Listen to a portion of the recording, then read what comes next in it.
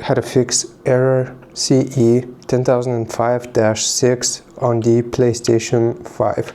So the most common issue, or the most common reason why you will get this issue, is going to be because of a scratched disc. So if you have a disc and you're trying to plug it into your PlayStation 5, first slightly and lightly wipe it with a soft cloth. See if that fixes it for you.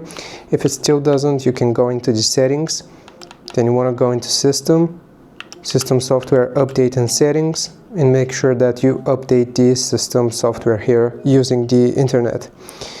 If it doesn't work, the last option that I suggest is going to be resetting it. So you want to click on reset options, then reset your console, but make sure that you know all of your data will be deleted. So you want to back it up beforehand, back up and restore. Make sure you back up your PS5 before you do this.